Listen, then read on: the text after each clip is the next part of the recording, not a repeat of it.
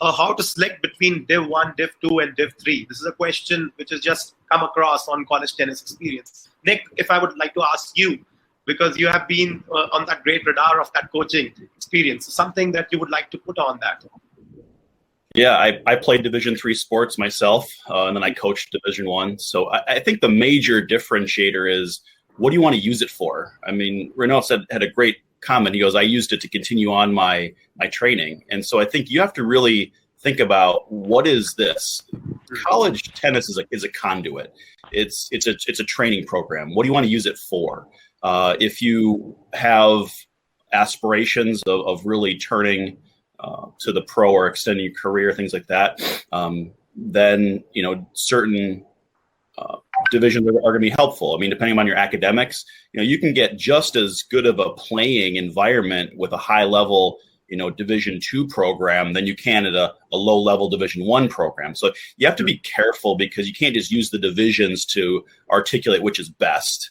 And Renouk made a very good point as well, is depending upon where he went, the competition would be different. So I think it is, if you want to have a very high level academic program and you want to continue on your career with tennis and see the options, there's some Division III programs out there that are very, very good, particularly on the academic side of things. And so there's that balance there. So as you talk to your coaches, as you talk to others, thinking about what your motivation is and what your outcome wants to be.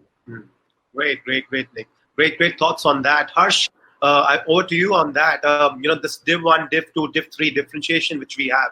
Something to add on that? Because you've played for Minnesota for quite a few years before you turned pro. So something that you would want to share on that regard?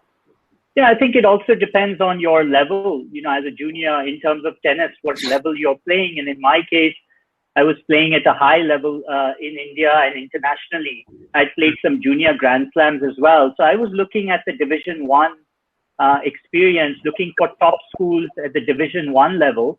And generally, those programs have also tremendous facilities, large budgets. So when you think of, the tennis court, the coaching team, you can have multiple coaches, and then the whole fitness facilities and fitness coaches as well, and also big budgets to train and travel, play a lot of tournaments all over the country.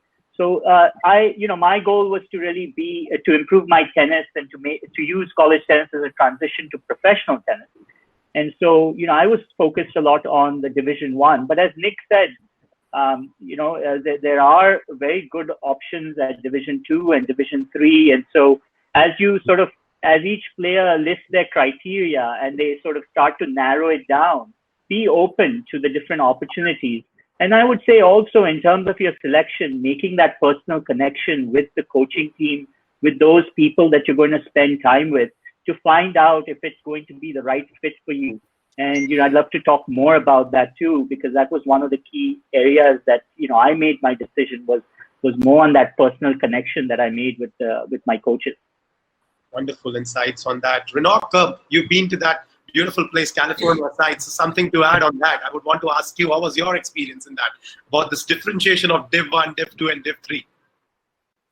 So I think, just to expand a little bit further on what was already said, when it comes to Div 2, I think there is a little less funding, and I think Division 3 also, I think there's a little less funding when it comes to scholarships.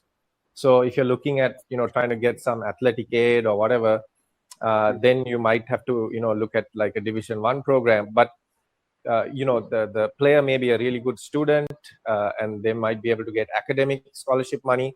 And so, like it was said earlier, there are some very good D2, D3 schools. Like I know UC Davis in UC San Diego, they are, really, really good D2 schools. And then even D3, like you have, if I'm not mistaken, like Caltech, I think is like a D3. But if you're looking to you're going into the sciences and you're looking on the academic side, then you have to look at those options. So it's a little bit of give and take, but I agree, some of the top D2 programs are very, very competitive, and they can beat some of the D1 programs as well.